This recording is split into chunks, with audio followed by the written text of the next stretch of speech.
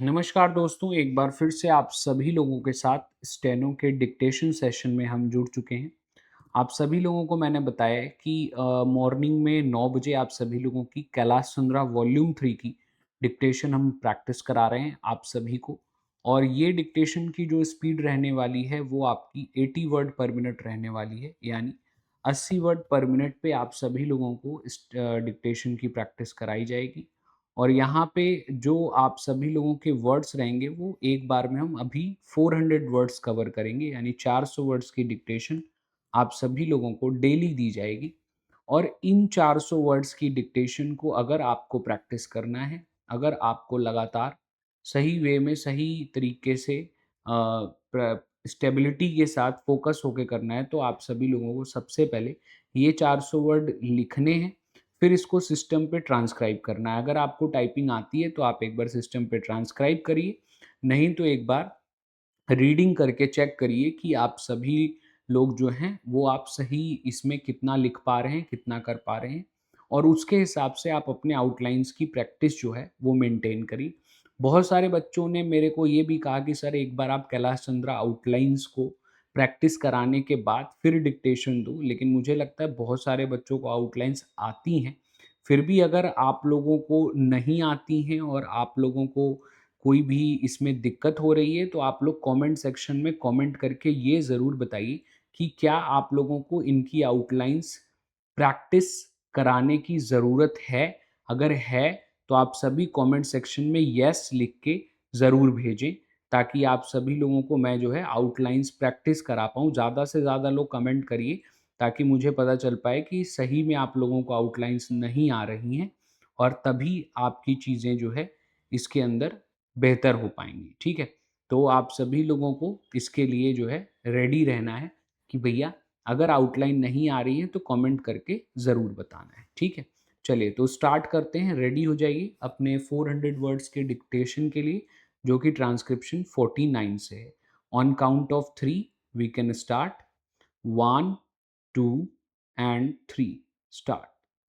The credit movement in this country started in 1904, and it had its own difficulties since the last several decades.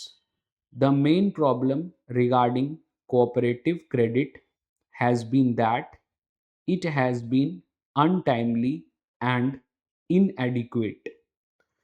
In 1904, the Cooperative Societies Act was passed, which was later amended in 1914. Then there were certain committees appointed, and they reported about the weaknesses of the credit movement in the country. In 1919, this subject of cooperation was transferred to the states, after which several states passed cooperative acts of their own. Thereafter, in 1929, the Royal Commission made certain inquiries about cooperation and the credit movement and made certain recommendations. Until 1950 or 51, there was very little improvement in the field of cooperation. In 1951, the Reserve Bank of India appointed the Rural Credit Survey Committee, which brought out its report in 1954.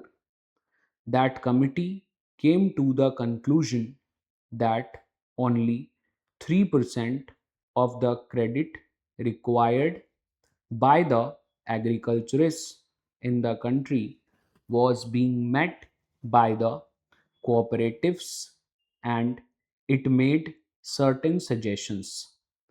It suggested that there should be an integrated credit structure in the country, and said that there should be share participation by the government in the cooperative societies.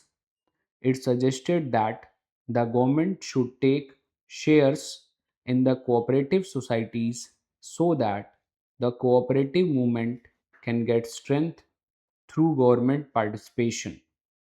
The second recommendation made by the Rural Credit Survey Committee was that there should be linking of credit with marketing, processing, consumers, storage, and all other fields of activity so that credit will develop marketing, consumption, processing, etc. Yet another recommendation was that there should be a training program for the non officials. The fourth recommendation, and the most salient one, was that there should be three-tier structure of credit. There should be cooperative societies at the lower level, then there should be district banks, and then the apex banks, and that all the three should be interlinked. These recommendations were accepted by the Government of India. This report also recommended that in order to implement these suggestions, there should be a National Cooperative Development and Warehousing Board. The Government of India have accepted these suggestions in 1956. Stop. तो ये आप सभी लोगों की 400 word की dictation थी, जिसको कि at the speed of 80 word पर मिनट कवर किया गया। तो यहाँ पे आप सभी लोगों को एक चीज़ का ध्यान रखना है, एक चीज़ की प्रैक्टिस करनी है, ठीक है? कि आप लोग अपने प्रिपरेशन में, अपने तैयारी में जो वर्क प्रोसेस कर रहे हैं, उसको सही वे में लेके जाना है, ठीक है? तो यहाँ पे आप लोगों को अपनी चीज़ों को बेहतर तरीके से, सही तरीके से जो है गाइडेड वे में आगे बढ़ना है। जो भी आपको आउटलाइन्स बनाने में समस्या आ रही है, जहाँ पे आपको दिक्कतें हो रही हैं, कन्फ्यूजन्स हो रही हैं, उनको आपको सॉर्ट करना है, सॉल्व करना है और साथ ही साथ इसके तहत जो आपकी अगली चीज़ें हैं, उनको फॉलो करते हुए आगे बढ़ना है। तो यहाँ पे आप सभी लोगों के लिए जो अपॉर्चुनिटीज़ हैं, जो आपके बेनिफिट्स हैं, वो डिक्टेशन लिखने के तभी हैं जब आप सही तरीके से अपनी आउटलाइंस को, अपनी वर्डिंग्स को बना पाओगे, प्रैक्टिस कर पाओगे, तभी आप सभी लोगों के बेनिफिट्स हैं। नहीं तो यहाँ पे आप सभी लोगों को जो है लॉस होगा। तो इसलिए डिक्टेशन पे ज़्यादा फोकस करें, प्रैक्टिस पे ज़्यादा फोकस करें और बेहतर तरीके से अपनी चीज़ों को आगे लेकर जाएं, ठीक है? तो चलिए आज के सेशन में इतना ही रखेंगे, फिर नेक्स्ट सेशन में आगे की डिक्टेशन लिखेंगे। तब तक आप इसको ट्रांसक्राइब करिए और अपने एरर्स को चेक करिए। मिलेंगे अगले सेशन में। बहुत बहुत धन्यवाद। जय हिंद, जय भारत।